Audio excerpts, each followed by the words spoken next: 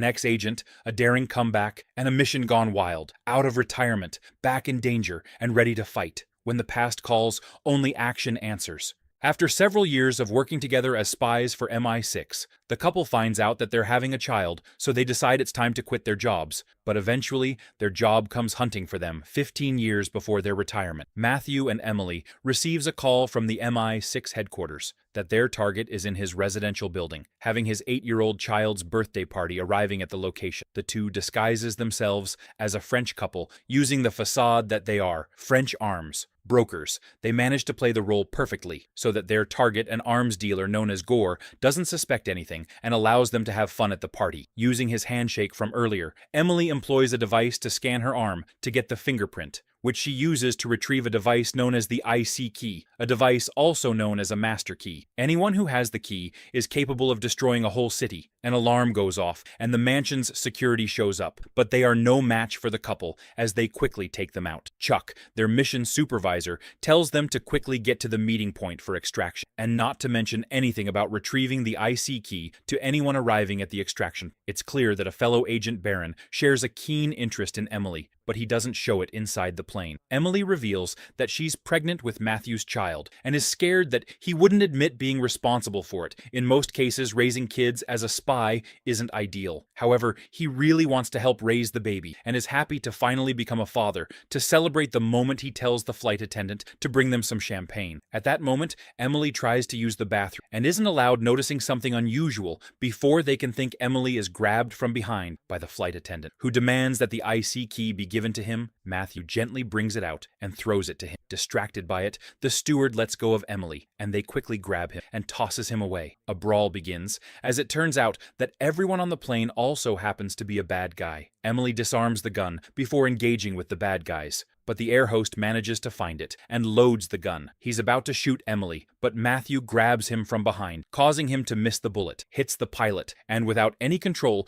the plane crashes onto a mountaintop, with the air host holding on to the key as the plane is divided into two halves by the impact. Before they know what's going on, the plane is about to hit rock bottom. Seeing this, Matthew grabs a parachute and gives it to Emily since it's the only one left. He tells her to take care of herself and the baby, as he's about to sacrifice himself. At that moment, Emily doesn't listen to his nonsense and grabs him by the thigh as they glide through the snowy mountains. After landing safely, Matthew says they really don't have to continue being spies now that they're expecting a child, since their plane crashed. Headquarters would think they didn't make it out alive, and this is their opportunity to go off-grid and start a new life as a family. 15 years into the present day, the couple lives as a happy family, with 2 kids known as Alice and Leo. Alice is a stubborn teenager, and they are sometimes scared to confront her when she's being disobedient, but she's smart enough to know when they're lying, like when she heard her dad speaking in Russian, calling them out for lying about their real identities inside the car. Emily tries to be nice to her daughter by asking her if they could see a movie later, but she refuses, saying she has a stud date with one of her friends arriving at the school. The couple watches their daughter kiss her boyfriend and even uses binoculars to get a better view. Seeing this, Alice calls them out and thinks they're acting weird in front of her friends at home. Emily keeps complaining about how she cares so much for her daughter, which she never even received from her mother. When she hears a beeping noise, she finds out it's her daughter's computer after trying random passwords to get in. She notices a scratch paper behind the computer and guesses the password right. Matthew comes to join her, and she points out that Alice might be lying to them as spies. They should always watch their kids. She finally enters the password and discovers that Alice is at some location and not at her friend's place, just like she mentioned earlier, using their phone GPS tracker. They finally find out she's at the club arriving there. The couple tells their daughter to leave the place, but she points out that other kids her age are having fun too, revealing she has a fake ID that allows her to enter the club. At that moment, a guy walks up to Emily saying Alice isn't going anywhere, calling her a boomer. As Emily starts to walk out, she's grabbed by the guy, furious. Emily grabs the guy by his throat, smashing his head on a platform. A huge fight breaks out, and Matthew has to fight too. The couple ends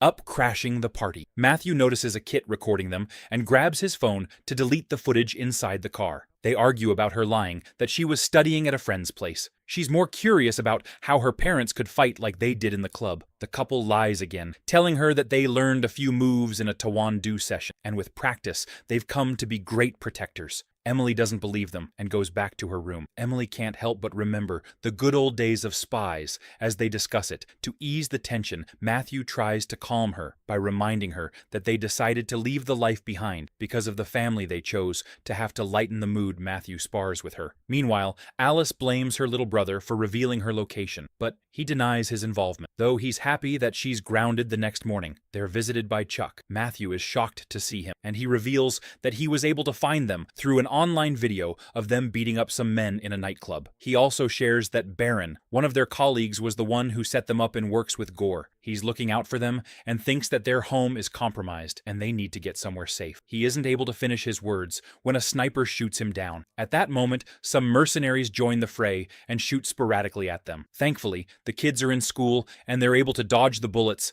and make it out with their car to pick up their kids while trying to evade the chasers. Matthew reveals he's with the key and didn't actually give the host the right key. During the plane incident, he reveals he hid it in Emily's mom's house in England. Emily is understandably not fine with the fact that he had everything from her. When a car comes too close, Matthew fills a Diet Coke with Mentos and throws it at the bad guys. The splash causes them to lose control and crash into a truck, sending them flying. They quickly pick up their kids and head straight to the airport. The kids keep asking them lots of questions, and they begin to reveal some secrets they've kept from the kids their entire lives to answer their questions. Emily reveals that her grandma is still alive, and they are going there to stay for a while, arriving in London. The couple keep hiding their faces from cameras, and Alice still doesn't understand anything. They quickly take a bus to a secluded parking lot and steals a car, pretending it was left by their personal chauffeur. Meanwhile, Baron arrives at the airport, following the camera footage to find their current location, and some of Gore's men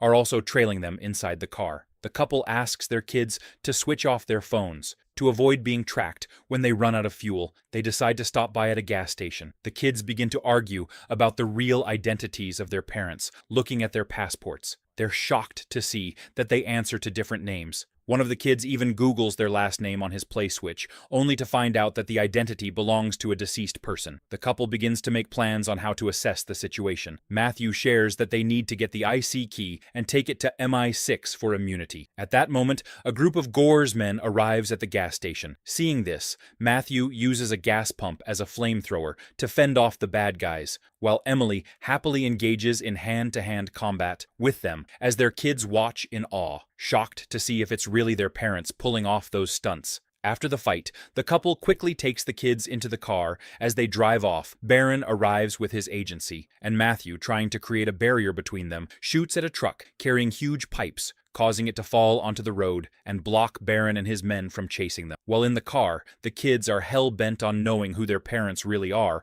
unable to defend themselves anymore. Matthew reveals that they work for the CIA as spies, but that was in the past. At that moment, Matthew learns that his sun switch has a Wi-Fi connection, so he takes it from him and tosses it across the road, arriving at Emily's mom's house. A gunshot suddenly echoes through the air, revealing that Grandma just shot down a harmless bird. A heated argument ensues between mother and daughter, but they take it inside. Matthew tries to calm the tension by revealing their true intentions for being there. At that moment, Grandma's love, a middle-aged man known as Nigel, walks in to greet everyone and wants the kids to refer to him as Grandpa. Meanwhile, Barr, with the help of his partner, is able to track down their location after finding out that Emily's mom actually once worked for MI6. Nigel takes the kids to his special room, where he tries to show Leo his school stuff, pointing out that he also writes computer code trying to impress the kids. Matthew finally reveals to Grandma that he hid the key in his compound and only came for it.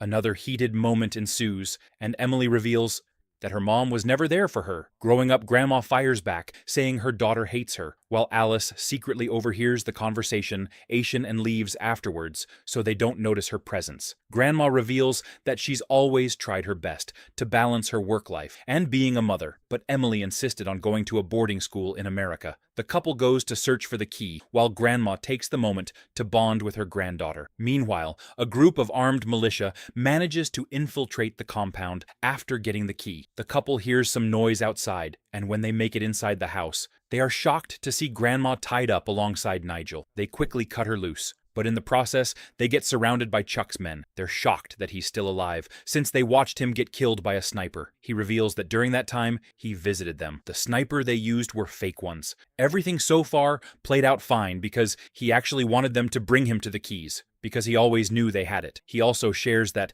after 15 years of their vanishing, the agency blamed him for losing the key, and he was fired in the process. He lost everything, and now he's about to sell the key on the black market in hopes of getting everything back. Meanwhile, a group of armed men checks on Grandma and thinks she's still tied up. She's able to sneak around without being noticed and takes them out with a tranquilizer. When another armed man shows up, she fights him, and a gun goes off, hitting Nigel in the arm. Using the distraction, the couple quickly disarms some men, but Chuck tells his men to bring the kids along as hostages, warning the couple not to do anything stupid unless they want to harm their children. They are then knocked out from behind. They wake up to Grandma, and they check the CCTV camera to find some clues. Thankfully, Leo is able to disclose that he still has his thumb ring on. With this, they are able to track the location where they're being held. It turns out Chuck is trying to sell the key to the highest bidder, since Gore hasn't paid him for recovering it. So Gore sends out his men to retrieve it. Chuck starts by showing the capabilities of the key with the help of his computer genius. He's able to shut down the power throughout the whole city by merely pressing some buttons, even opening the water barrier that's only controlled by the state's naval officers. Seeing this, the buyers begin to bid. Meanwhile, the couple makes it to the building only to find guards protecting the entrance, so they have to fight like crazy to defeat them. All the bid ends, and the key is sold for $250 million.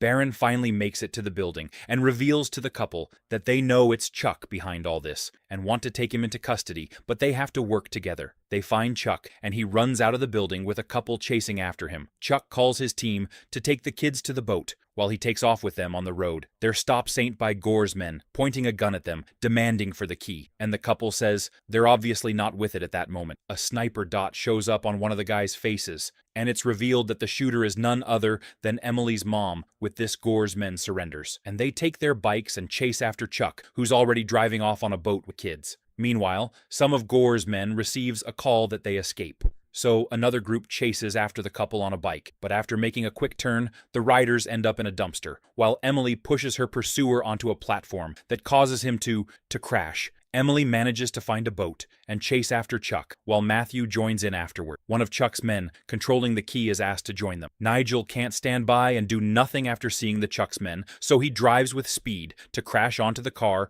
causing the driver to lose consciousness. He goes in and tells Grandma that he got the key, and she tells him to try and close the barrier. But since he lied on his resume during the job interview and has no idea what's being displayed on the computer's UI, he starts to panic and ends up pressing some random buttons that returns error codes. Meanwhile, Emily makes it to the boat, and Chuck's men try to fight them, but they are easily knocked down and thrown into the water. Nigel shockingly presses some random buttons on the computer, and the barrier suddenly starts to close. Seeing this, the family begins to jump into the water, and when Chuck tries to hold them back, Matthew, with the help of his wife, they punch him back as they jump into the water before Chuck can recover. It's already too late for him as the boat crashes into the barrier. The family is finally safe in America. Alice manages to score a penalty to win her first football championship game. As everyone celebrates the victory, Alice reveals to her mom that she would love to go see a movie with her, and Nigel promises Leo that he will teach him everything he needs to know about being a spy. The couple is happy that things are finally going back to normal, only for Baron, who's been hiding in the car's back seat, to reveal that Chuck is still alive. Emily needs a partner to join the fight, but it won't be Matthew, curious about who the new partner is, and Baron reveals that it is her dad. Matthew was shocked to hear this, because Emily never mentioned that her dad was still alive. Thanks for watching. If you enjoyed the video and want more from this channel, please like and subscribe, and don't forget to turn on notification.